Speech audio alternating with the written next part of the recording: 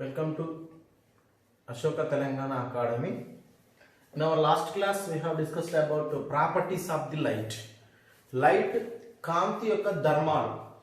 కాంతికి సంబంధించినటువంటి అన్ని ధర్మాలను మనం లాస్ట్ క్లాస్లో చూడడం జరిగింది. దానికి సంబంధించిన అప్లికేషన్స్ కూడా మనం డిస్కస్ చేయడం జరిగింది. So next we're going to the another important part. So దర్పణాలు మరియు కటకాలు. ఇందులో మరో కీలకమైనటువంటి టాపిక్ చెప్పుకోవచ్చు. ఇది మనం దర్పణాలు కటకాలు. మరి దర్పణం అంటే ఏంటి? దర్పణం మిర్రర్, కటకం లెన్స్. దర్పణానికి కటకానికి మధ్య ఎలాంటి డిఫరెన్స్ ఉంటుంది? దర్పణం అని దేన్ని అంటాం, కటకము అని దేన్ని అంటాం? ముందుగా దర్పణం అంటే మనకు తెలుసు, అద్దము మిర్రర్ అని మనకు తెలుసు. కటకాన్ని లెన్స్ అని అంటున్నామని చెప్తున్నాం. మరి దర్పణంలో ఏ సూత్రం ఉంటుంది, కటకంలో ఎలాంటి సూత్రాలు పనిచేస్తాయని చూసినట్లయితే, దర్పణం అంటే కాంతిని పరావర్తనం చెందిస్తుంది. దర్పణం ఎప్పుడైనా కాంతిని పరావర్తనం చెందిస్తుంది, కానీ కటకం మాత్రం కాంతిని వక్రీభవనం చెందిస్తుంది. ఫర్ ఎగ్జాంపుల్, ఒక సమతల గాజు పదార్థాన్ని తీసుకున్నాను, గ్లాస్ ని, ప్లెయిన్ గ్లాస్. ఈ గ్లాస్ కి ఒకవైపు సిల్వర్ బ్రోమైడ్ కానీ సిల్వర్ పూత కానీ పూసాను. ఒకవైపు సో కంప్లీట్ గా కాంతి ప్రయాణం చేయకుండా, అంటే కాంతి రిఫ్లెక్ట్ అయ్యే విధంగా దీని ద్వారా ప్రయాణించకుండా ఉండడం కోసం నేను ఒక సైడ్ మొత్తం కూడా సిల్వర్ బ్రోమైడ్ పూత పూసాను. దీనివల్ల ఏమవుతుందంటే ఇది కాంతిని తన ద్వారా పోనివ్వదు, కేవలం ఈ కాంతిని రిఫ్లెక్ట్ చేస్తుంది. అందుకని కాంతి కిరణం దీని పడదనుకోండి, వెంటనే అది రిఫ్లెక్ట్ అవుతుంది. అంటే పరావర్తనం అనే ధర్మం, కాంతికి పరావర్తనం అనే ధర్మం ఆధారంగా పనిచేసేవి దర్పణాలు. దర్పణాలు అనేవి ఒకవైపు పూతగా పూయబడి ఉంటాయి. సిల్వర్ బ్రోమైడ్ కానీ సిల్వర్ పూత కానీ ఒకవైపు పూయబడి ఉండడం వల్ల కాంతి తమ మీద పడ్డప్పుడు అవి పరావర్తనం చెందిస్తాయి. అంటే దర్పణంలో ఉన్నటువంటి సూత్రం పరావర్తనం అనే సూత్రం ఆధారంగా పనిచేస్తుంది. మరి కటకం అంటే రెండు పారదర్శక పదార్థాల యొక్క వేరు సాంద్రతలు కలిగినటువంటి పారదర్శక పలకలను కలపగా వచ్చినటువంటిది కటకం. దీన్ని కుంభాకార కటకం అంటాం. It's a lens. దీని సాంద్రత డిఫరెంట్ గా ఉంటుంది. ఈ ప్లేన్ యొక్క సాంద్రత, ఈ ప్లేన్ S1 అనుకుంటే ఇది S2. డిఫరెంట్ డెన్సిటీస్ ఉంటాయి. అందుకనే ఇక్కడ ఉన్న సాంద్రత ఇక్కడ ఉన్న సాంద్రత వేరు. అందుకనే ఇదొక యానకంలా పనిచేస్తే ఇదో యానకంలా పనిచేస్తుంది. అంటే రెండు వేరు యానకాలుగా పనిచేస్తాయి. మరి కాంతి ఇలాంటప్పుడు వేరు యానకాల ద్వారా ప్రయాణిస్తున్నప్పుడు ఏం చేస్తుందంటే కొంచెం వంగి ప్రయాణిస్తుంది. అంటే వక్రీభవనం అనే ధర్మం. దీని ద్వారా కాంతి ప్రయాణించినప్పుడు ఇది ఇక్కడ వంగి ప్రయాణిస్తుంది. కాంతికి ఉన్న ఈ ధర్మాన్ని ఏమంటాం అంటే వక్రీభవనం అంటాం. అంటే కటకాలు అనేవి యాక్చువల్లీ పారదర్శక పదార్థాలు, కాంతిని దాని ద్వారా పోనిస్తాయి. కాకపోతే పోనించేటప్పుడు ఏమవుతుంది, సాంద్రతల్లో డిఫరెన్స్, దళాల యొక్క డిఫరెన్స్ సాంద్రతలు ఉండడం వల్ల కాంతి అనేది వంగి ప్రయాణిస్తుంది. ఈ ధర్మాన్ని వక్రీభవనం అంటాం. అందుకనే కటకం అనేది పారదర్శక పదార్థం, కాకపోతే దీంట్లో వక్రీభవనం అనే సూత్రం ఉంది. ఇక్కడ దర్పణం అనేది కాంతిని పరావర్తనం చెందే పరావర్తక తలం. ఒకవైపు పూతగా పూయబడినటువంటి ఒక పరావర్తక తలాన్ని మనం దర్పణం అంటున్నాం. మరి కటకాలు, దర్పణాలు ఈ రెండిట్లలో కూడా ఏం అబ్జర్వ్ చేస్తామంటే సో ప్రతిబింబాలు ఉంటాయి. మనం ఒక వస్తువు యొక్క ప్రతిబింబం, ఇమేజ్. సో కటకం కావచ్చు, దర్పణం కావచ్చు, వాటిలో మనం వస్తువుల యొక్క ప్రతిబింబాలను చూడవచ్చు. ఖచ్చితంగా వస్తువుల యొక్క ఇమేజెస్ ని మనం చూడవచ్చు. ప్రతిబింబం అంటే, ఇమేజ్ అంటే ఏంటి?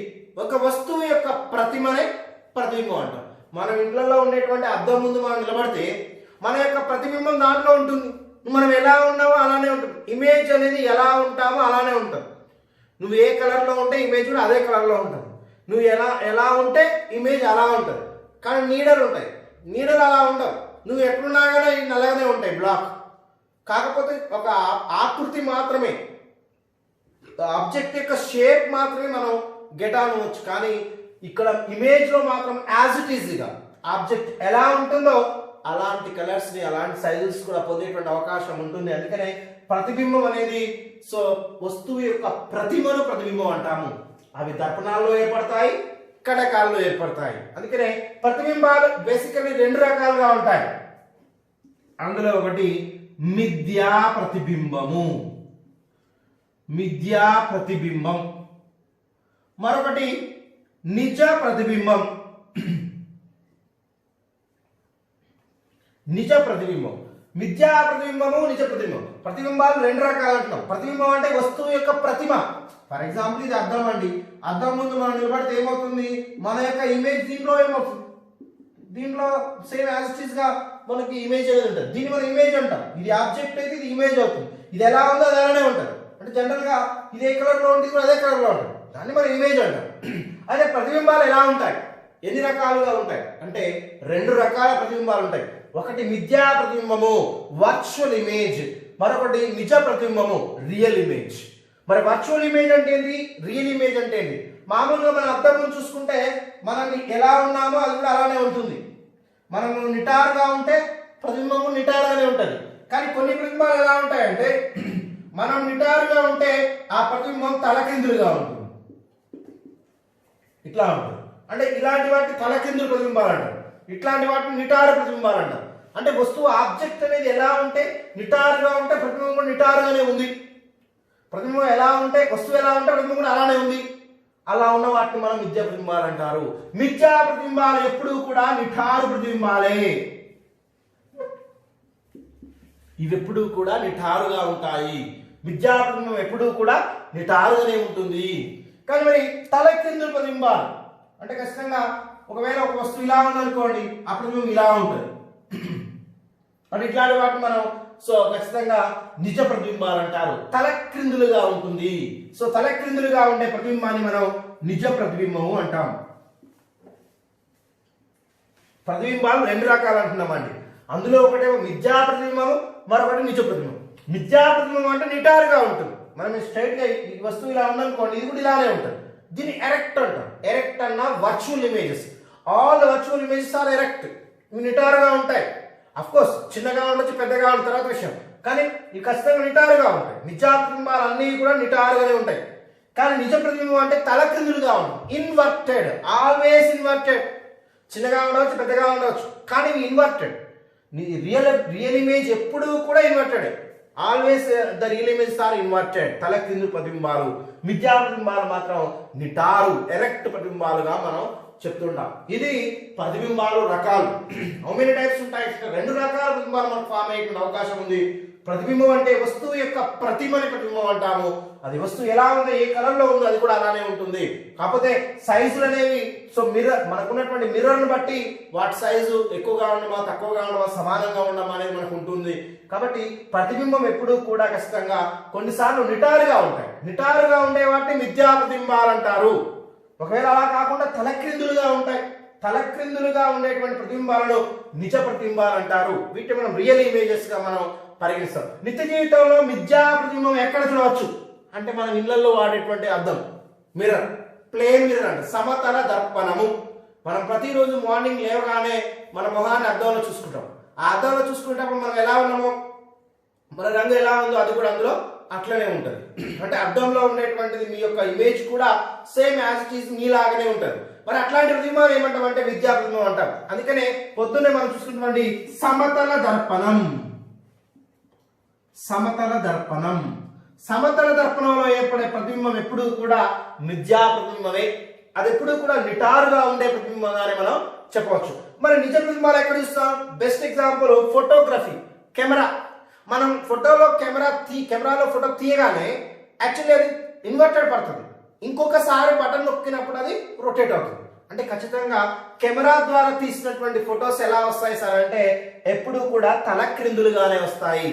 అలాంటి ప్రతిబింబాలు నిజ ప్రతిబింబం అంటాము. ఉదాహరణకి ఫోటోగ్రఫీలో వాడే సినిమాటోగ్రఫీ అంటే సినిమా హాల్లో మనం తెర మీద చూస్తుంటాం. వాస్తవానికి సినిమా హాల్లో తెర మీద చూసేటువంటి ప్రతిబింబాలు అనేవి వాస్తవానికి అవి నిటారు ప్రతిబింబాలు. వాస్తవానికి అవి తలకిందు ప్రతిబింబాలు. కానీ మీకు ఇక్కడ కనిపించేది నిటారుగా. వాస్తవానికి అది ఎలా ఏర్పడుతుంది అంటే బ్యాక్ సైడ్ లో మనం చూసినట్లయితే ఇక్కడ ఉన్నటువంటి లెన్స్ అడ్జస్ట్ చేయడం ద్వారా మనకు అలా కనిపిస్తుంది. కానీ వాస్తవానికి ఇందులో ఏర్పడే ప్రతిబింబాలన్నీ కూడా తలకిందులు ప్రతిబింబాలే. కానీ 2 సార్లు తెర, వెండి తెర మీద ఎలా ఉంటుందంటే వచ్చేటువంటి లెన్స్ అక్కడ పెట్టేటప్పుడు 2 లెన్స్ ఉంటాయండి. ఫస్ట్ లెన్స్ ద్వారా వచ్చేటప్పుడు అది తలకిందులుగా ఉంటుంది. ఇంకో లెన్స్ పెట్టినప్పుడు ఏమైంది, తిరగల మరగలవుతుంది. అందుకనే మనకి ఇక్కడ నిటారుగా వస్తాయి. వాస్తవానికి అయితే మనకి ఈ సినిమాటోగ్రఫీలో వచ్చేటువంటి ఎప్పుడైనా కానీ అవి తలకిందులుగానే ఉంటాయి. అక్కడ ఏదైతే బాక్స్ రూమ్ ఉంటుందో బాక్స్ రూమ్ లో నుంచి వచ్చేటప్పుడు ఏం చేస్తారు, ఫస్ట్ లెన్స్ ఉంటుంది. ఫస్ట్ లెన్స్ వచ్చేటప్పుడు అది తల క్రిందులు అవుతుంది, తలకి ఇట్లా తిరగలా ఉంటుంది. మళ్ళీ ఒక లెన్స్ ఉంటుంది, దానివల్ల ఏమైంది ఈ తిరగముంది కాస్త మరగలేదు. అట్లా మనకి సో ఈ యొక్క ప్రతిబింబాన్ని పొందవచ్చు. అందుకనే సినిమాటోగ్రఫీలో సైన్ ప్రొజెక్టర్స్ లో వచ్చేటువంటి ఏంటంటే నిజ ప్రతిబింబమే, వాటిల్లో కూడా తల క్రిందులుగానే ఉంటుంది. అంటే ప్రతిబింబాలు ఎగ్జాంపుల్స్ తీసుకున్నట్లయితే నిజ ప్రతిబింబాలు ఎక్కడ ఏర్పరుస్తారంటే ఫోటోగ్రఫీలోను మరియు సినిమాటోగ్రఫీ ఈ రెండు ప్రొసెస్లో మనం చూడవచ్చు తల క్రిందులు ప్రతిబింబాలు. ఒకసారి వినండి. దర్పణం అంటే కాంతిని పరావర్తనం చెందిస్తుంది, కాంతిని తన ద్వారా పోనివ్వదు. ఇట్స్ ఎ రిఫ్లెక్టింగ్ సర్ఫేస్, పరావర్తక తలం. మరి కటకం అనేది తన ద్వారా కాంతిని పోనిచ్చే పారదర్శక పదార్థం. కాకపోతే మీడియంస్ లో చేంజెస్ ఉండడం వల్ల, డెన్సిటీస్ లో చేంజెస్ ఉండడం వల్ల అది వంగి ప్రయాణిస్తుంది. అంటే వక్రీభవనం అనే సూత్రం ఆధారంగా కటకం పనిచేస్తుంది. దర్పణమే కావచ్చు, కటకమే కావచ్చు, రెండింటిలో కూడా ప్రతిబింబాలు ఇమేజెస్ ఫామ్ అవుతాయి. ఇమేజ్ కి నీడకి చాలా తేడా ఉంటుంది. ఇమేజ్ అనేది యాజ్ ఇట్ ఈస్ గా మనం ఎలా ఉన్నామో అలానే ఉంటుంది. ఆబ్జెక్ట్ ఏ రంగులో ఉంటే అది ఆ రంగులోనే ఉంటుంది. కానీ నీడ అలా కాదు, నువ్వు ఎలా ఉన్నా కానీ నీ యొక్క నీడ నల్లగానే ఉంటుంది. అది కేవలం షేప్ మాత్రం చూపిస్తుంది, అవుట్ కట్ మాత్రమే చూపిస్తుంది. సో కానీ ఇమేజ్ అలా కాదు. ఇమేజ్ యాజ్ ఇట్ ఈస్ గా మనం ఎలా ఉందో మనకు ఉన్నటువంటి అన్ని ఫీచర్స్ ని ఇది చూపించేటువంటి అవకాశం ఉంది. మరి ఈ ప్రతిబింబాలు రెండు రకాలుగా ఉంటాయి అంటున్నాం. సో ఇది ఎప్పుడు కూడా మిథ్యా ప్రతిబింబం అంటే నిటారుగా ఉండే ప్రతిబింబం. ఈ ప్రతిబింబం ఎప్పుడు కూడా నిటారుగానే ఉంటుంది, ఇలా ఉండే. సో ఇట్లాంటి వాటిని మనం మిథ్యా ప్రతిబింబాలు, వర్చువల్ ఇమేజెస్ గా చెప్తాము. మనం రోజు చూసుకునేటువంటి అద్దం ఏదైతే మనం రోజున మార్నింగ్ లేవగానే చూసుకునేటువంటి ఈ అద్దం ముందు ఖచ్చితంగా ప్రతిబింబం నిటారుగానే ఉంటుంది. అంతేగాని నువ్వు నిటారుగా ఉంటే తల కిందులుగా ఉండదు, ఖచ్చితంగా నిటారుగానే ఉంటుంది. కాబట్టి సమతల దర్పణాలపై ఏర్పడే ప్రతిబింబం ఎప్పుడూ కూడా నిటారు ప్రతిబింబమే. ఇది ఒక మిథ్యా ప్రతిబింబం, వర్చువల్ ఇమేజ్ గా చెప్పవచ్చు. మరొకటి నిజ ప్రతిబింబం అంటే నిజ ప్రతిబింబాలు ఎప్పుడూ కూడా తల క్రిందులుగానే ఉంటాయి. ఈ యొక్క ప్రతిబింబం ఎప్పుడు కూడా ఇన్వర్టెడ్ అంటాం, ఇన్వర్టెడ్ ఇమేజెస్ గా చెప్తాము. ఇవి ఫోటోగ్రఫీలో కావచ్చు, సినిమాటోగ్రఫీలో కావచ్చు, వాటిల్లో మనం వీటిని చూడవచ్చు. ఇవి సో ప్రతిబింబాలకు సంబంధించిన కీలకమైనటువంటి సమాచారం. మరి మీకు తెలుసుంటుందో లేదో, we know very well about pin hole camera. చాలా ఇంపార్టెంట్ అంశం పిన్ హోల్ కెమెరా. మరి పిన్ హోల్ కెమెరాలో ఇమేజెస్ ఎలా ఫామ్ అవుతాయి? పిన్ హోల్ కెమెరా నల్లని ఒక పైపులు, రెండు రకాలైనటువంటి రెండు వ్యాసార్థాలతో ఉన్నటువంటి రెండు పైపులు తీసుకుంటారు. దీనికి ఒక బ్లాక్ క్లోత్ పేపర్ తీసుకుంటాము, ఈ నూనె పూసినటువంటి కాగితం, దీనికి చిన్న రంధ్రం చేసినట్లయితే సో ఇక్కడ ఇమేజెస్ అనేవి ఫామ్ అవుతాయండి. దీంట్లో ఎప్పుడు చూసినా వస్తువు ఇమేజెస్ ఎలా అంటే తల క్రిందులుగా ఫామ్ అవుతుంది. పిన్ హోల్ కెమెరాలో ఏర్పడే ఇమేజ్ ఎలా ఉంటుంది సార్ అంటే తల క్రిందులుగా ఉంటుంది. మరి తల క్రిందులుగా ఉంది కాబట్టి దీన్ని ఏమనాలి? Real image. Real image and also inverted అంటే తల క్రిందులుగా ఉండేటువంటి ఇమేజెస్ ని రియల్ ఇమేజెస్ గా చెప్తున్నాం. అందుకనే పిన్ హోల్ కెమెరా.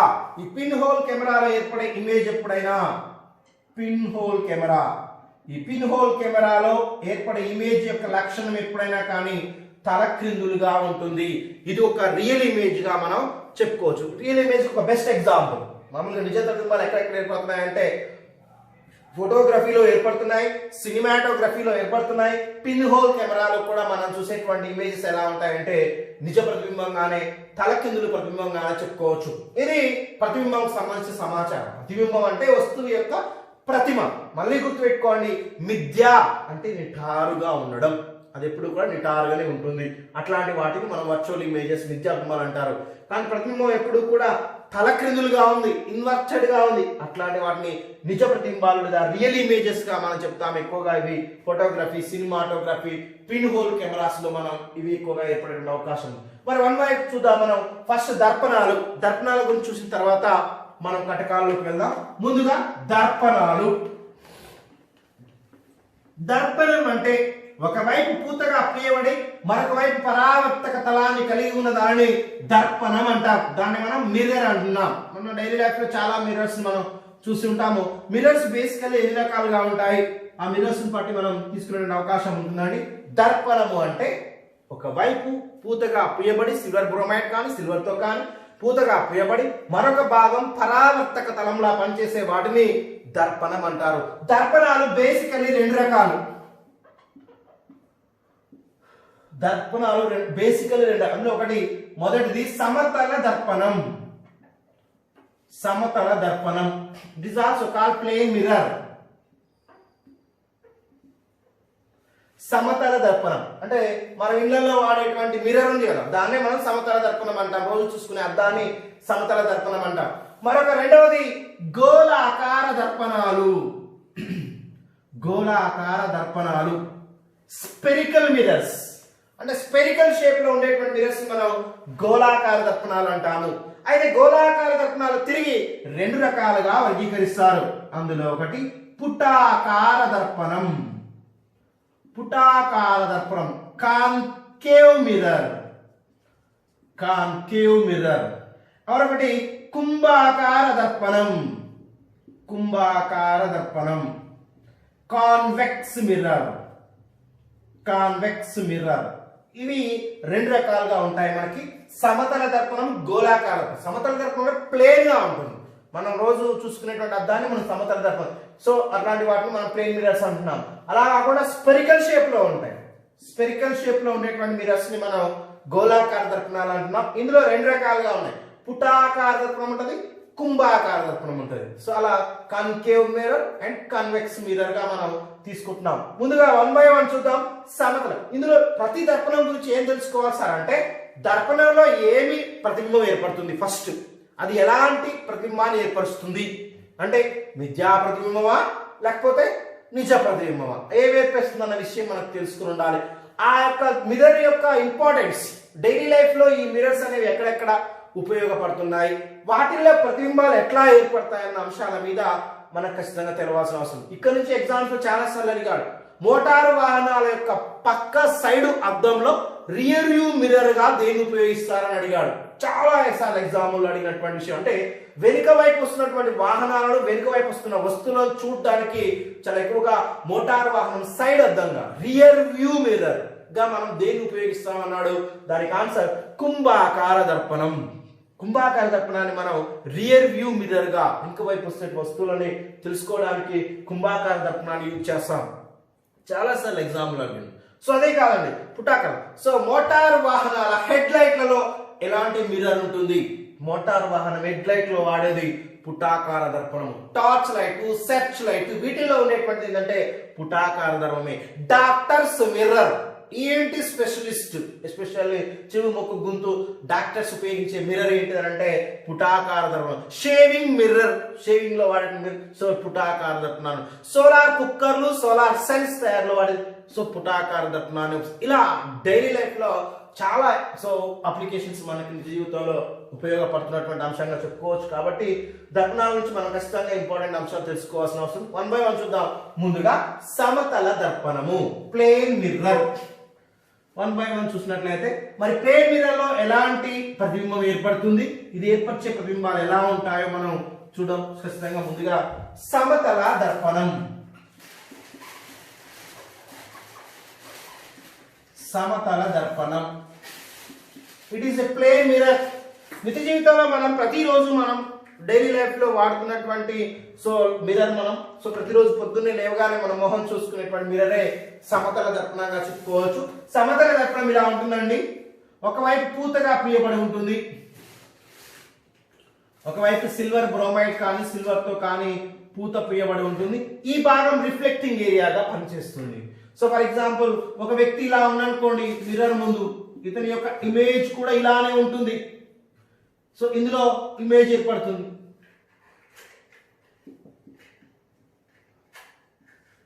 ఇలా మనకి ఏర్పడేటువంటి అవకాశం ఉంటుంది. సో ఇమేజ్ ఎలా ఉంది, ఇక్కడ ఆబ్జెక్ట్ నిటారుగా ఉంది, ఇక్కడ ఇమేజ్ కూడా నిటారుగా ఉంది. ఖచ్చితంగా ఆబ్జెక్ట్ ఇమేజెస్ ఎలా ఉన్నాయంటే నిటారుగానే ఉన్నాయి. సో ఇమేజ్ అనేది లోపల ఉంటుందండి, అద్దం లోపల మనం చూస్తాం, కానీ చూపించడం కాబట్టి లోపల ఉన్నట్టు ఖచ్చితంగా. అందుకే ఇమేజ్ ఎలా ఫామ్ అవుతుంది సార్ అంటే ఇది ఎలా ఉందో అలానే ఉంది, కాకపోతే నిటారుగా ఉంది. కాబట్టి ఎలాంటి ప్రతిబింబం ఏర్పడుతుంది? సమతల దర్పణంపై ఖచ్చితంగా సమతల దర్పణం ఏర్పరిచేటువంటి ప్రతిబింబం అనేది ఖచ్చితంగా ఎల్లప్పుడూ మిథ్యా ప్రతిబింబమే. ఎల్లప్పుడూ మిథ్యా ప్రతిబింబం, ఎల్లప్పుడూ నిటారు ప్రతిబింబం. సమతల దర్పణంలో ఏర్పడే ప్రతిబింబం లక్షణం ఎలా ఉంటుందంటే ఇది ఎప్పుడూ కూడా నిటారు ప్రతిబింబాన్ని ఏర్పరుస్తుంది. ఇది ఎప్పుడూ కూడా మిథ్యా ప్రతిబింబాన్ని, అంటే మిథ్యా ప్రతిబింబం అంటేనే నిటారు. నిటారుగా ఉంటే దాన్ని మనం మిథ్యాప్రతిబింబంగా మనం చెప్తూ ఉన్నాం. సో ఇలా మిథ్యాప్రతిబింబాన్ని ఏర్పరిచేటువంటి లక్షణం సమతల దర్పణానికి ఉంది.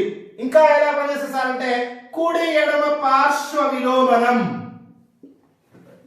కుడి ఎడమ పార్శ్వ విలోమనం, కుడి ఎడమ పార్శ్వ విలోమనం, lateral inversion is very important property of this. Lateral inversion అంటే ఏంటిదండి? ఫర్ ఎగ్జాంపుల్ ఇది మిర్రర్, ఇక్కడ ఒక అక్షరం ఉంది, ఫర్ ఎగ్జాంపుల్ బి అనే అక్షరం ఉంది, ఇది ఇలా ఉంది. అయితే ఈ అద్దంలో చూసినప్పుడు ఏమవుతుందంటే కుడి ఎడమగా ఎడమ కుడిగా కనిపిస్తుంది. ఈ మిర్రర్ యొక్క సమతల దర్పణంలో చూసేటువంటి లక్షణం ఏంటంటే కుడి ఎడమగా ఎడమ కుడిగా అంటే కన్వర్షన్. ఇందులో బయట కుడి అనుకో, ఇది అద్దంలో ఎడమ అవుతుంది, అద్దంలో ఎడమ అనుకో ఇవతల కుడి అవుతుంది. అంటే కుడి ఎడమ పార్శ్వ విలోమనం, లాటరల్ ఇన్వర్షన్. లాటరల్ ఇన్వర్షన్, ఈ లాటరల్ ఇన్వర్షన్ అనే ధర్మం మనం ఇంకో సమతల దర్పణంలో చూడవచ్చు. బి అనే అక్షరం ఇలా ఉందనుకోండి, దీని యొక్క లాటరల్ ఇన్వర్షన్ ఇలా ఉంటుంది, లైక్ దిస్. సో అద్దంలో బి అనే అక్షరం ఇలా ఉంటే అద్దంలో ఇలా ఉంటుంది. ఫర్ ఎగ్జాంపుల్ ఇదే. సో ఎన్ అనే అక్షరం తీసుకున్నాం, దీని లాటరల్ ఇన్వర్షన్ ఎలా ఉంటుంది? ఇలా ఉంటుంది. సో ఇది మిర్రర్. లేదు ఎస్ అనే అక్షరం తీసుకున్నాం, ఇలా ఉంది, మిర్రర్ లో ఎలా ఉంటుంది? ఇలా ఉంటుంది. These are all lateral inversion. అన్ని ఆల్ఫాబెట్స్ ఉండవు. ఫర్ ఎగ్జాంపుల్ ఓ అనే ఆల్ఫాబెట్ తీసుకున్నా, దీనికి లాటరల్ ఇన్వర్షన్ లేదు, బికాస్ ఆఫ్ ఇది ఎలా ఉన్నా కానీ అట్లే ఉంటుంది. దీనికి కుడి ఎడమ అనేది, కుడి ఎట్లుంటే అదే మాట అన్ని ఒకటిగా ఉంటాయి. కాబట్టి కొన్నింటికి మాత్రము ఖచ్చితంగా లాటరల్ ఇన్వర్షన్. అప్పుడు మేబీ 11 ఆల్ఫాబెట్స్ ఉండేటువంటి అవకాశం ఉంది ఇక్కడ ఖచ్చితంగా బి. సో ఖచ్చితంగా లాటరల్ ఇన్వర్షన్ ఎలా ఉంటుంది అంటే ఇలా మన కుడి ఎడమగా ఎడమ కుడిగా, కుడి ఎడమగా అంటే ఇలాంటి ధర్మాలు ఏమంటున్నాం అంటే కుడి ఎడమ పార్శ్వ విలోమనము. లాటరల్ ఇన్వర్షన్ అనేది మనకి ఈ సమతల దర్పణానికి ఉంది. అంటే సమతల దర్పణంలో ప్రతిబింబం ఎలా ఉంటుంది సార్ అంటే మిథ్యా ప్రతిబింబము. ఇది ఎప్పుడూ కూడా నిటారు ప్రతిబింబాలను ఏర్పరుస్తుంది. ఇంకొక ముఖ్య విషయం ఏంటంటే కుడి ఎడమ పార్శ్వ విలోమనాన్ని కలిగి ఉంది. అంటే ఇందులో కుడిగా ఉన్నది అద్దంలో ఎడమగా కనిపిస్తుంది, అద్దంలో ఎడమ అంటే బయట కుడిగా కనిపిస్తుంది. అంటే లాటరల్ ఇన్వర్షన్ అనేది మనకి వీటిలో మనం అబ్జర్వ్ చేయొచ్చు. ఇదో కీలకమైనటువంటి అంశంగా మనం చెప్పుకోవచ్చు. ఇంకా ఏముంటుంది సార్ అంటే సమతల దర్పణంలో ఎప్పుడైనా వస్తువు పరిమాణం ప్రతిబింబ పరిమాణం సమానంగా ఉంటుంది. Yes very important. సైజ్ పరంగా తీసుకున్నా కానీ అద్దంలో చూసుకుంటే ఒక లావుగా, బయట చూసుకుంటే బక్కగా ఏముండవండి. అద్దంలో ముఖ్యంగా ఈ మిర్రర్లో సమతల దర్పణంలో బయట ఆబ్జెక్ట్ ఎలా ఉందో అందులో కూడా అట్లే ఉంటుంది. అంటే పరిమాణంలో మార్పు ఉండదు. అందుకనే వస్తు పరిమాణము ప్రతిబింబ పరిమాణము సమానం. వస్తు పరిమాణం ప్రతిబింబ పరిమాణం సమానం. వీటిల్లో వస్తువు పరిమాణం ప్రతిబింబ పరిమాణం సమానంగా ఉంటుంది. ఇంకొక కీలకమైన విషయం, వస్తువుకి మిర్రర్ కి మధ్య దూరం స్మాల్ యు, దీన్ని మనం వస్తు దూరము అంటాం, లేదా ఆబ్జెక్ట్ డిస్టెన్స్ అంటున్నాం. ఈ వస్తువుకి మిర్రర్ కి మధ్య ఉన్న దూరం స్మాల్ యు. అలానే మిర్రర్ లోపల ఇమేజ్ కి మిర్రర్ కి ఉన్న మధ్య దూరం small v, the distance of image. ఇక్కడ small u and small v. Small u అనేది ఏం చెప్తుంది అంటే మిర్రర్ కి వస్తువుకి మధ్య ఉన్న దూరం స్మాల్ యు. స్మాల్ వి ఏం చెప్తుందంటే మిర్రర్ లోపల ఇమేజ్ కి మిర్రర్ కి మధ్య ఉన్న దూరం. అయితే మీరు గుర్తుపెట్టుకోండి, యు ఎంత ఉంటుందో వి కూడా అంతే ఉంటుంది. It is always u is equal to v. ముఖ్యంగా సమతల దర్పణంలో కీలకమైన అంశం ఏంటంటే సమతల దర్పణంలో వస్తువు ఎంత దూరంలో ఉంటుందో ఇమేజ్ కూడా మిర్రర్ లోపల అంతే దూరంలో ఏర్పడుతుంది. అందుకనే వస్తు దూరం is always equal to the ప్రతిబింబ దూరంగా తీసుకుంటాం. అందుకనే వస్తువు ఎంత దూరంలో ఉందో ప్రతిబింబం కూడా అంతే దూరంలో ఉంటుంది. నువ్వు అద్దం ముందు ఎంత దూరంలో నిలబడ్డావో అవతల ఇమేజ్ కూడా అంతే దూరంలో ఉంటుంది. ఇది కీలకమైనటువంటి అంశంగా మనం సమతల దర్పణంలో చూసుకోవచ్చు. ఎప్పుడైనా గుర్తుపెట్టుకోండి, సమతల దర్పణాలు ఒక గోడ ఉంది, మనం బార్బర్ షాప్ లో చూడొచ్చు. బార్బర్ షాప్ లో కొంత హైట్ లో రెండు అద్దాలను సమాంతరంగా పెట్టాడు. ఎలా పెడతాడు? h/3 ఎత్తులో పెడతాడు. అంటే ఖచ్చితంగా ఒక బార్బర్ షాప్ లో ఎప్పుడైనా సరే అద్దాలను h/3 ఎత్తులో కనుక నువ్వు ఉంచితే వస్తువు యొక్క పరిమాణం ప్రతిబింబ పరిమాణం సమానంగా ఉంటుంది. ఇది ఎక్కువగా ఈ ప్రిన్సిపల్ ఎక్కడ అప్లై చేసేస్తారంటే బార్బర్ షాపుల్లో మనం చూడవచ్చు. ప్రతిబింబ పరిమాణం వస్తు పరిమాణం రెండు సమానంగా ఉండాలంటే అద్దాలను ఉంచవలసిన దూరం h/3 ఎత్తులో ఉంచాలి. ఖచ్చితంగా వస్తు దూరంలో 3/1 ఖచ్చితంగా ఉంచాల్సిన అవసరం ఉంది. అంత ఎత్తులో ఉంచినప్పుడు ఖచ్చితంగా మనకి ఆ యొక్క ప్రతిబింబ పరిమాణం వస్తు పరిమాణం ఖచ్చితంగా సమానంగా ఉంటుంది. ఇలాంటివన్నీ కూడా సమతల దర్పణం యొక్క లక్షణాలు. అంటే సమతల దర్పణం అనేది సాధారణంగా ఎలాంటి ప్రతిబింబాలు ఏర్పరుస్తుందంటే ఎప్పుడూ కూడా మిథ్యా ప్రతిబింబాలను ఏర్పరుస్తుంది. It is always forms and virtual images. ఖచ్చితంగా ప్రతిబింబం పరిమాణం వస్తు పరిమాణం సమానం. ఎంత ఉంటాయి అట్నే ఉంటాయి, అంతేగాని డిఫరెన్స్ అనేది రాదు మనకి. ప్రతిబింబ పరిమాణం వస్తు పరిమాణం సమానంగా ఉంటుంది. ప్రతిబింబ దూరం వస్తు దూరం రెండు సమానంగా ఉంటాయి. కాకపోతే కుడి ఎడమ పార్శ్వ విలోమనాన్ని కలిగి ఉంటుంది. ఇందులో కుడి అయితే అందులో ఎడమ, ఇందులో ఎడమ అయితే ఇందులో కుడి ఎడమ పార్శ్వ విలోమనాన్ని చదవచ్చు. ఇలా మనకి సమతల దర్పణంలో ఖచ్చితంగా ఇలాంటి అంశాలను మనం తీసుకోవచ్చు. అయితే సమతల దర్పణం విషయంలో రెండు సమతల దర్పణాలను టీటా కోణంలో వేరుపరిచాను, టీటా కోణంలో అమర్చాను. అయితే ఎన్ని ప్రతిబింబాలు ఏర్పడతాయి? మనకి ఎక్కువగా ప్రాబ్లమాటిక్ ఇక్కడ నుంచి వస్తుంది. ప్రతిసారి కొన్ని మనం ముఖ్యంగా కాంపిటేటివ్ ఎగ్జామ్ లో పరిశీలించినప్పుడు రెండు సమతల దర్పణాలను టీటా కోణంలో అమర్చినప్పుడు, ఫర్ ఎగ్జాంపుల్ ఒక మిర్రర్ ఉంది, ఇది ఒక మిర్రర్ సమతల దర్పణం, ఇది ఇంకో మిర్రర్ సమతల దర్పణం. ఈ రెండింటి మిర్రర్స్ నేను ఏం చేశానంటే టీటా కోణంలో అమర్చా, జాయింట్ చేసి రెండు మిర్రర్స్ అమర్చా. ఇక్కడ నేను ఒక వస్తువును పెట్టినా, ఇది ఎన్ని ప్రతిబింబాలు ఏర్పరుస్తుంది? How many images is formed? That is dependent on the angle. ఒక సమతల దర్పణాలను ఎస్పెషల్లీ రెండు సమతల దర్పణాలను సో టీటా కోణంలో అమర్చినట్లయితే, ఎంతైనా టీటా కోణంలో అమర్చినట్లయితే, అది ఒక వస్తువును వీటి మధ్య ఉంచినట్లయితే ఎన్ని ప్రతిబింబాలు ఏర్పడతాయి అన్న అంశము ఆ యొక్క టీటా మీద డిపెండ్ అవుతుంది, ఆ యాంగిల్ మీద డిపెండ్ అవుతుంది. అందుకనే యాంగిల్ బేస్ చేసుకొని అది ఎన్ని ప్రతిబింబాలు ఏర్పడతాయి అనేది ఉంటుంది. కాబట్టి దీన్ని మనం ఎట్లా తెలుసుకోవచ్చు? సో ఎక్కువసార్లు ప్రశ్న ఇక్కడి నుంచి మనకు అడిగినటువంటి సందర్భాలు ఉన్నాయి. సో అందుకనే రెండు సమతల దర్పణాలను టీటా కోణంలో అమర్చినప్పుడు ఏర్పరిచే ప్రతిబింబాల సంఖ్య n, స్మాల్ n అనుకుంటే మరి దీన్ని ఎట్లా క్యాలిక్యులేట్ చేయాలంటే n is equal 360 degree by theta. ఈ ఫార్ములాని బేస్ చేసుకొని మనం నెంబర్ ఆఫ్ ఇమేజెస్ ని మనం కనుక్కోవచ్చు. అంటే సమతల దర్పణం అనేది ఎప్పుడూ కూడా మిథ్యా ప్రతిబింబాలను ఏర్పరుస్తుంది. ఇది సో కుడి ఎడమ పార్శ్వ విలోమనాన్ని కలిగి ఉంది. ప్రతిబింబ పరిమాణం వస్తు పరిమాణం సమానంగా ఉంటది. ప్రతిబింబ దూరం వస్తు దూరం సమానంగా ఉంటది. సో ఇలాంటి లక్షణాలు ఉన్నదని సమతల దర్పణం అంటాం. ఈ సమతల దర్పణాలు నేను ఏం చేశానంటే ఏవైనా రెండు సమతల దర్పణాలను తీసుకొని టీటా కోణంలో అమర్చిన, టీటా కోణంలో ఇలా ఉంచాను. అది మధ్యలో ఒక వస్తువు ఉంచిన, మరి ఆ వస్తువు ఎన్ని ప్రతిబింబాలు ఏర్పరుస్తుంది అనేది ఎట్లా డిసైడ్ చేస్తామంటే డిపెండెంట్ ఆన్ ది టీటా. ఆ సపరేట్ చేయబడేటువంటి యాంగిల్ బేస్ చేసుకొని మనం we can decide the number of images. అందుకనే దానికోసం n is equal, ఇక్కడ n ఏంటి సార్ అంటే ప్రతిబింబాల సంఖ్య. ఈ n ఏం చెప్తుంది సార్ అంటే ప్రతిబింబాల సంఖ్య. టీటా ఏంటి సార్ అంటే ఆ రెండు మిర్రర్స్ మధ్య కోణం, యాంగిల్ అంటున్నాం. సో అందుకని n is equal 360 degree by theta అనేటువంటి అంశంగా మనం చెప్పుకోవచ్చు. మరి ఇంకా ఇందులో కొంచెం చిన్న లాజిక్ ఉంటుంది. దీంట్లో ఏంటి సార్ లాజిక్ నెంబర్ 1 అంటే ఒకవేళ n విలువ సరి సంఖ్య వచ్చింది, మనం ఒక ప్రాబ్లమాటిక్ చేసి సబ్స్టిట్యూట్ చేసినప్పుడు n వాల్యూ సరి సంఖ్య వచ్చింది, అప్పుడు ఏం చేయాలి? n వాల్యూ సరి సంఖ్య చేస్తే ప్రతిబింబాల సంఖ్య n-1 అవుతుంది. అంటే ఆ వచ్చిన దాని నుంచి ఒకటి తీసేయాలన్నట్టు. లేదు n విలువ బేస్ సంఖ్య అయింది, n విలువ బేస్ అయినప్పుడు ప్రతిబింబాల సంఖ్య n అవుతుంది, అంటే మైనస్ చేయకూడదు. Dependent on is important here. So ఖచ్చితంగా ఈ రెండు కేసెస్ ని మనం గుర్తుపెట్టుకోవాల్సిన అవసరం ఉంటుంది. సో ప్రతిబింబాల సంఖ్య అనేది డిపెండెంట్ ఆన్ ది బేసి సరి. వచ్చిన విలువ సరి సంఖ్య అనుకో, దాని నుంచి -1 చేయాలి, అప్పుడు మనకు ఖచ్చితంగా కరెక్ట్ ఇమేజెస్ వస్తాయి. అలా కాకుండా బేస్ సంఖ్య వచ్చింది అనుకో, మైనస్ చేయాల్సిన అవసరం, ఆ బేస్ సంఖ్య ఆటోమేటిక్ ఉంచితే ప్రతిబింబాల సంఖ్య. దీన్ని బేస్ చేసుకొని మనం ఖచ్చితమైనటువంటి ప్రాబ్లమ్స్ మనం తెలుసుకోవచ్చు.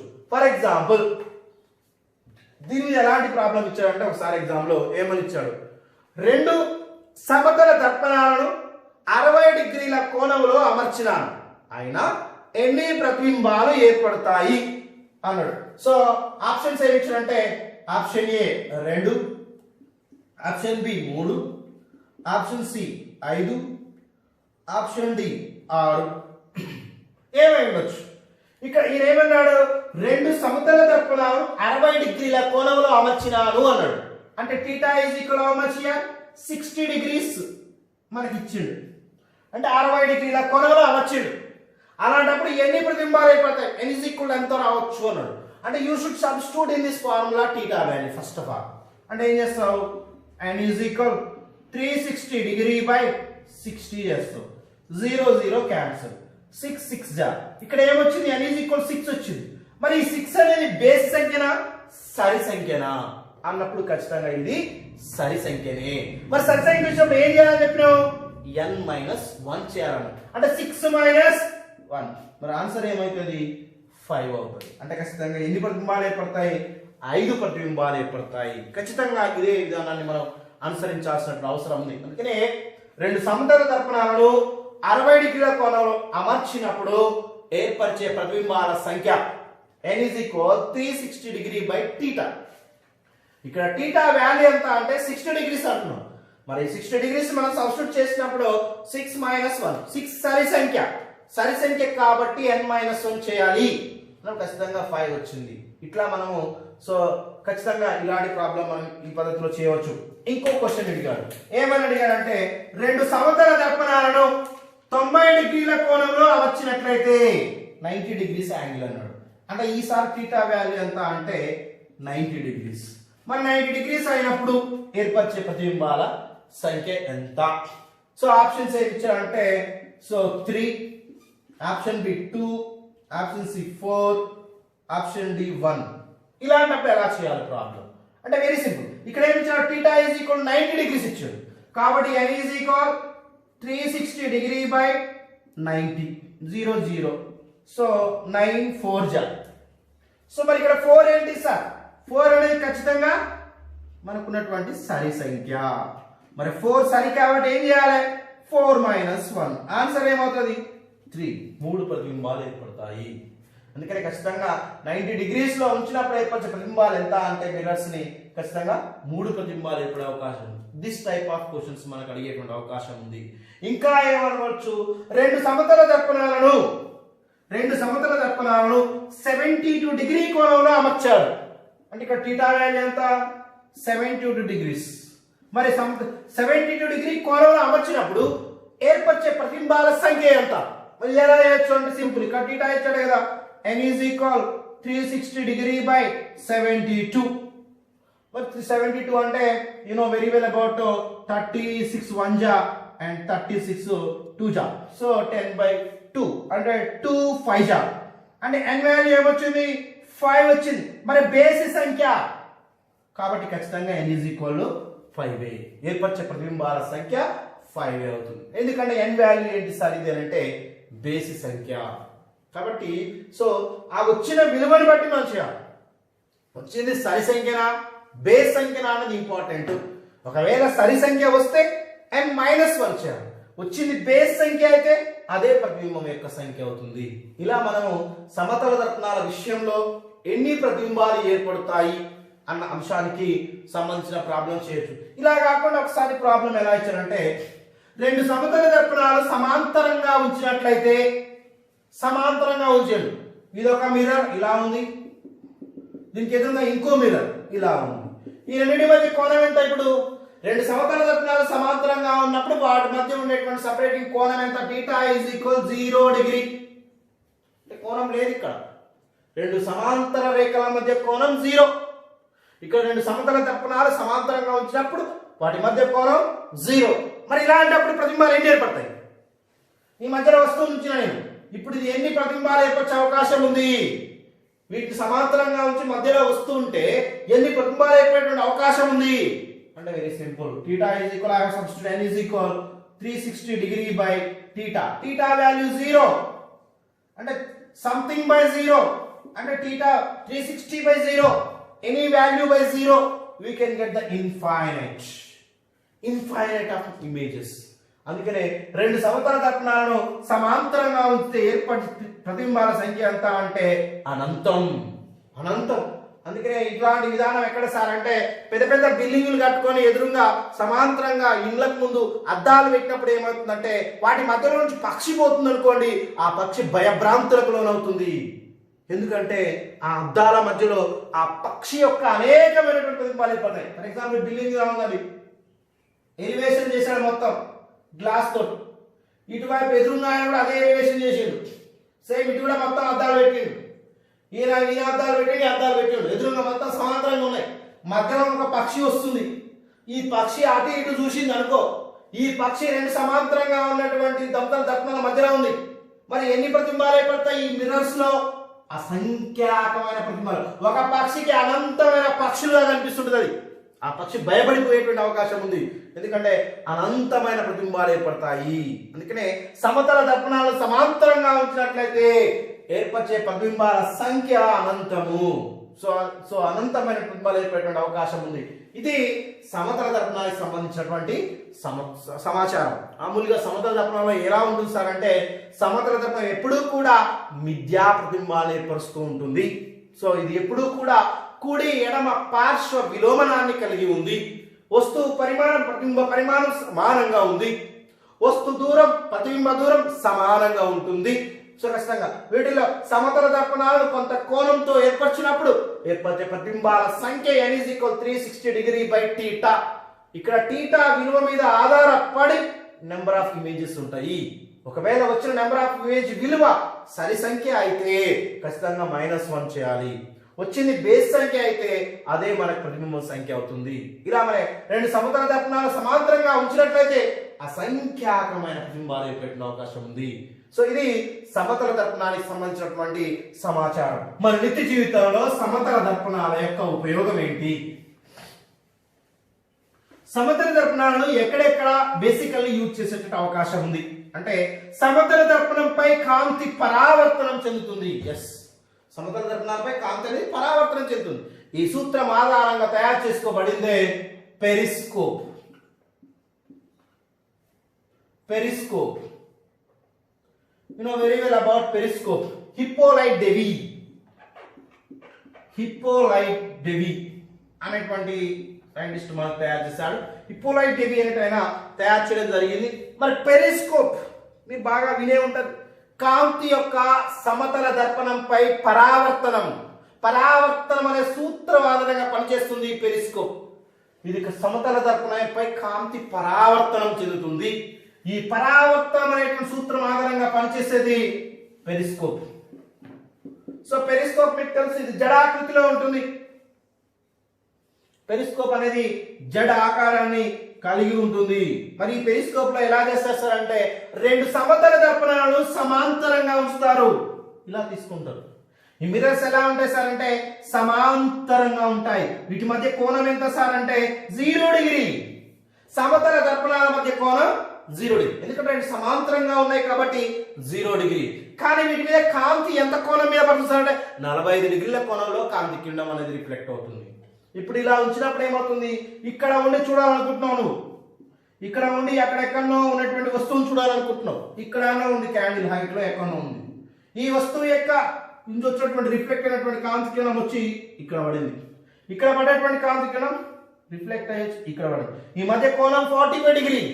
ఇక్కడ ఉన్నటువంటి కోణం ఎంత అంటే 45 డిగ్రీ కోణంలో కాంతి కిరణం పరావర్తించింది. మళ్ళీ 45 డిగ్రీ కోణంలో కాంతి పరావర్తన చెందుతుంది. ఇలా మనకి వచ్చి కాంతిలో పడుతుంది. ఇలా మనం ఇమేజ్ చూడవచ్చు. పెరిస్కోప్ ఇంతనే రాసారంటే ఇంకా పెంచుకోవచ్చు. Number of jets increase. దీన్ని ఇంకా ఇలా కూడా ఎక్స్టెండ్ చేయొచ్చు. ఇంతటితో ఆపాల్సిన అవసరం లేదు. పెరిస్కోప్ ఎంతైనా ఎంత పొడుగా చేసుకోవచ్చు. ఎట్లా? Very simple. ఇదే పెరిస్కోప్ ని మళ్ళీ జడాకృతిని పెంచుకోవచ్చు. ఇలా మనం జడాకృతి పెంచుకున్నట్లయితే ఇలా వస్తుంది. ఇక్కడ కూడా మళ్ళీ ఒక మిర్రర్ తీసుకోవచ్చు. ఇలా వచ్చినటువంటి కాంతి కిరణం మళ్ళీ రిఫ్లెక్ట్ అవుతుంది, మళ్ళీ ఇక్కడ పడుతుంది, మళ్ళీ ఇలా వెనక్కి వస్తుంది. ఇలా మనకు చూసుకోవచ్చు. ఇలా ఎన్ని జెడ్స్ అయితే అంత జెడ్లను మనం పెంచుకుంటూ పోవచ్చు. అంటే కాంతి కిరణం అనేది ఖచ్చితంగా సో ఈ విధంగా 45 డిగ్రీల కోణంలో రెండు మిర్రర్స్ తీసుకున్నట్లయితే ఆటోమేటిక్ గా అనేక సార్లు 45 డిగ్రీల కోణంలో పరావర్తనం చెందుకుంటూ పోతుంది. దీన్ని మనం పెరిస్కోప్ అంటున్నాం. అంటే సమతల దర్పణాలపై కాంతి అనేది పరావర్తనం చెందుతుంది అనే సూత్రం ఆధారంగా పనిచేస్తుంది పెరిస్కోప్. ఈ పెరిస్కోప్ అనేది జడాకృతిలో ఉన్నటువంటి ఇన్స్ట్రుమెంట్ గా చెప్పుకోవచ్చు. సో కాంతి మరి ఎందుకు ఉపయోగిస్తారు సార్?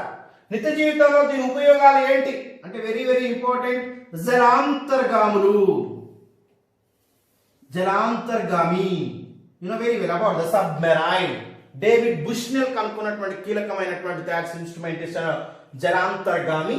మరి సముద్రం లోపల జలాంతర్గాములు ఎక్కడ ప్రయాణిస్తాయి? సముద్రం మధ్య భాగం నుంచి ప్రయాణిస్తుంటాయి, అంటే నీళ్ళల్లో మునిగి ప్రయాణిస్తుంటాయి. మరి ఎక్కడో మధ్యలో మునిగి ఉంది, సముద్రం పైన శత్రువులు ఎక్కడో తెలుసుకోవాలి అంటే జలాంతర్గామి లోపల ఉంటాం మనం బయట ఏముందో తెలియదు. అలాంటప్పుడు బయటి ప్రపంచాన్ని తెలుసుకోవాలి. అలాంటప్పుడు ఏం చేస్తారంటే పెరిస్కోప్ ను ఉపయోగిస్తారు. అంటే ఎక్కడో లోపల ఉండి బయట వాతావరణం, బయట ఎవరెక్కడ ఉన్నారన్న విషయాన్ని తెలుసుకోవడానికి పెరిస్కోప్ ఉపయోగం. అంటే జలాంతర్గాముల్లో ఎక్కువగా సో దీన్ని ఉపయోగిస్తున్నారు. ఇంకా ఎక్కడ ఉపయోగిస్తారంటే యుద్ధంలో గోతులలో ఉండి, యుద్ధం జరుగుతున్నప్పుడు భూమి లోపల ఉంటారు, సైనికులు గోతులు చేసుకుంటారు. మరి బయట వాతావరణం ఎట్టుంది, బయట సో శత్రువులు ఎక్కడ ఉన్నారు అనే విషయాన్ని తెలుసుకోవడానికి కూడా ఈ యొక్క కీలకమైనటువంటి పెరిస్కోప్ అనేది మనకు ఉపయోగపడుతుంది. అందుకనే పెరిస్కోప్ ను ముఖ్యంగా ఇన్స్ట్రుమెంటేషన్ లో జలాంతర్గాముల్లో ఎక్కువగా నావీ డిపార్ట్మెంట్స్ మనకి వీళ్ళని ఎక్కువగా మనకి దీన్ని ఉపయోగిస్తుంది. ఆర్మీలో ఉపయోగిస్తారు. కీలకమైనటువంటి యుద్ధం జరుగుతున్నప్పుడు ఆ యొక్క యుద్ధ భూమిలో గోతుల్లో ఉన్నటువంటి కీలకమైనటువంటి ఆ వ్యక్తులు, ఆ యొక్క ఆర్మీ సంబంధించిన వ్యక్తులు లోపల ఉండి బయట ఉన్నటువంటి శత్రువులను చూడడానికి ఈనాడు మనకు పెరిస్కోప్ ఉపయోగపడుతుంది. ఇలా మనం పెరిస్కోప్ ని ఉపయోగించేటువంటి అవకాశం ఉంది. పెరిస్కోప్ పనిచేసే సూత్రం ఏంటంటే సమతల దర్పణాలపై కాంతి పరావర్తనం చెందుతుంది అనే సూత్రం ఆధారంగానే ఇది పనిచేస్తుంది. దీంట్లో రెండు దర్పణాలను సమాంతరంగా అమర్చుతారు. వాటి మీద కాంతి ఎంత కోణంలో పరావర్తనం చెందుతుందంటే 45 డిగ్రీల కోణంలో కాంతి అనేది పరావర్తనం చెందుతూ ఉంటుంది. ఇది జడాకృతిలో ఉంటుంది. పెరిస్కోప్ ఎప్పుడైనా కానీ జడాకృతిని కలిగి ఉంటుంది అనే విషయాన్ని మనం తెలుసుకోవాలి. ఎక్కడెక్కడ వాడతారంటే జలాంతర్గాముల్లో వాడతారు, మరి యుద్ధ భూమిలో ఉపయోగిస్తారు ఎస్పెషల్లీ అని మనం చెప్పుకోవచ్చు. ఇది సమతల దర్పణాలపై కాంతి పరావర్తనం చెందుతుంది. ఇంకో కీలకమైన విషయం, సమతల దర్పణాలను సమాంతరంగా ఉంచితే అసంఖ్యాకమైన పరావర్తనాలు జరిగి అసంఖ్యాకమైన ప్రతిబింబాలు ఏర్పడతాయి అనే సూత్రం ఆధారంగా పనిచేస్తుంది కెలిడాస్కోప్.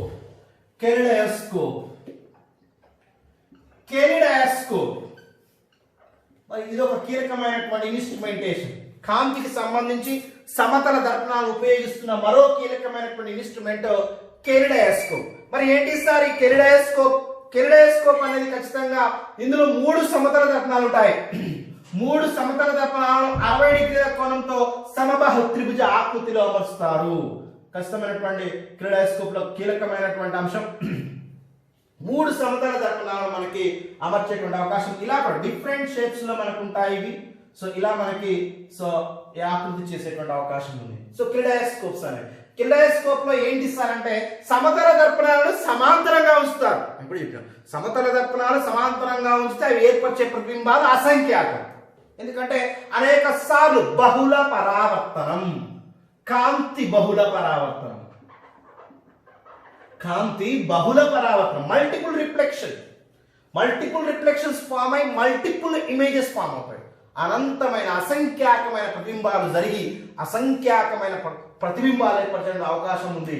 అలాంటి సూత్రం ఆధారంగా పనిచేస్తుంది కెలిడాస్కోప్ లో మిరర్స్ ని 60 డిగ్రీస్ యాంగిల్, ఖచ్చితంగా ఇందులో ఉన్నటువంటి 3 మిరర్స్ కూడా ఎలా ఉండాలంటే 60 డిగ్రీస్ యాంగిల్స్ లో ఉండే విధంగా మనకి సో ఫ్రేమ్ చేయడం జరుగుతుంది. ఇలా మనము సాధారణంగా వీటిని ఉపయోగించేటువంటి అవకాశం ఉంది.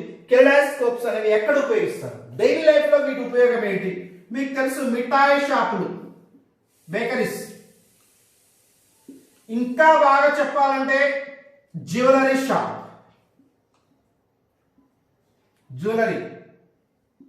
ఈ జ్యువెలరీ షాప్ చూడండి అద్దం కూడా అద్దాలతో ఉంటుంది. ప్రతి జ్యువెలరీ షాప్ కూడా మనం అబ్జర్వ్ చేస్తే అద్దాలతో ఉంటాయి. అద్దాలన్నీ కూడా కెలిడాస్కోప్. ఇలా అసంఖ్యాకమైనటువంటి కెలిడాస్కోప్స్ ఉంటాయి. ఈ కెలిడాస్కోప్స్ మధ్యలో మనకి ఏం చేశారంటే ఇలా కెలిడాస్కోప్స్ పెడతారండి. సో అసంఖ్యాకమైనటువంటి అద్దాల మధ్యలో ఇలా మనకి కెలిడాస్కోప్స్ మధ్యలో మనకి ఆ యొక్క ఆభరణం అనేది ఉంటుంది. మరి ఈ ఆభరణం ఉన్నప్పుడు ఏమవుతుంది? ఫర్ ఎగ్జాంపుల్ ఇక్కడ ఉంది ఆభరణం, ఈ ఆభరణం ఏమైంది అసంఖ్యాకమైన ప్రతిబింబాలు అసంఖ్యాకమైన పరావర్తనాలు జరిగి అసంఖ్యాకమైన ప్రతిబింబాలు ఏర్పడి ఆ ప్రతిబింబాలన్నీ కూడా తిరిగి దాని మీద పడతాయి. ఆ రిఫ్లెక్షన్స్ వల్ల ఏమవుతుందంటే ఆ ప్రతిబింబాలన్నీ కూడా మన దాని మీద ఫామ్ అవుతాయి. అనేకమైన సార్లు ప్రతిబింబాలు అవుతుంది, అనేకమైన సార్లు పరావర్తనం జరుగుతుంది. దీనివల్ల ఏమవుతుందంటే ఈ ఆభరణం దగదగా మెరుస్తుంది. ఖచ్చితంగా ఆభరణం అనేది మెరుగుగా మెరుస్తుంది. అంటే దానికి ఉన్న కామన్ షైన్ కంటే కూడా ఎక్కువగా షైనింగ్ లో ఉంటుంది. అంటే జ్యువెలరీ షాప్ లో మనం ఇలాంటి అంటే తక్కువ క్వాలిటీ ఉన్నటువంటి నగలు కూడా ఎంతో బాగా క్వాలిటీగా ఉన్న విధంగా మనకు మెరుస్తుంది. మామూలుగా ఆభరణాలు 22 carats 24 carats very well about. So వాళ్ళు కూడా వాటిలో 18 క్యారెట్స్, మామూలుగా అయితే 22 carats better than. So 18 carats, మరి 18 క్యారెట్స్ తో చేసినటువంటి గోల్డ్ ఆభరణం తీసి ఇందులో పెడితే 22 క్యారెట్స్ కంటే ఎక్కువగా మెరుస్తుంటుంది. అంటే దాని అర్థం ఏంటంటే అసంఖ్యాకమైనటువంటి ప్రతిబింబాలు, అసంఖ్యాకమైన పరావర్తనాలు, బహుళ పరావర్తనం జరగడం వల్ల అది మెరుస్తూ ఉంటుంది. ఆభరణం అనేది దగదగా ఉంటుంది. అందుకనే మిఠాయి షాప్లే కానీ జ్యువెలరీ షాప్లే కానీ టెక్స్టైల్ మామూలుగా వచ్చిందంటే కొన్ని టెక్స్టైల్స్లలో కూడా క్లాత్స్ షోరూమ్స్ అక్కడ కూడా అద్దాలు బాగా ఉపయోగిస్తారు. అట్లాంటి వాటిలో కూడా ఏంటంటే వీటిలో అసంఖ్యాకమైన ప్రతిబింబాలు ఏర్పరిచి వాటిని మెరిసే విధంగా చేసే వాటిల్లో కెరడాస్కోప్స్ యూజ్ చేస్తున్నారు. ఇది కెరడాస్కోప్ అంటే కాంతి కిరణం అనేది రెండు సమతల దర్పణాలు సమాంతరంగా ఉంచడం వల్ల బహుళ పరావర్తనాలు జరిగి అంటే అసంఖ్యాకమైన పరావర్తనాలు జరిగి అసంఖ్యాకమైన ప్రతిబింబాలు ఏర్పరుస్తాయి అనే సూత్రం ఆధారంగా కెరడాస్కోప్ మనకు పనిచేస్తుంది. ఇది సమతల దర్పణానికి సంబంధించినటువంటి సమాచారం. అంటే సమతల దర్పణాలు అనేవి ఏ విధంగా నిత్య జీవితంలో ఉపయోగపడుతున్నాయి అన్న అంశానికి ఒకటి పెరిస్కోప్ బెస్ట్ ఎగ్జాంపుల్ గాను, మరొకటి కెరడాస్కోప్ అనేది కూడా బెస్ట్. కెరడాస్కోప్ ను డేవిడ్ బ్రూస్టర్ అనే సైంటిస్ట్ మనకి కెరడాస్కోప్ ను కనుక్కోవడం జరిగింది. డేవిడ్ బ్రూస్టర్ అనే ఆయన కెరడాస్కోప్ ను మనకు కనుక్కోవడం జరిగింది. మరో కీలకమైనటువంటి దర్పణాలు గోళాకార దర్పణాలు.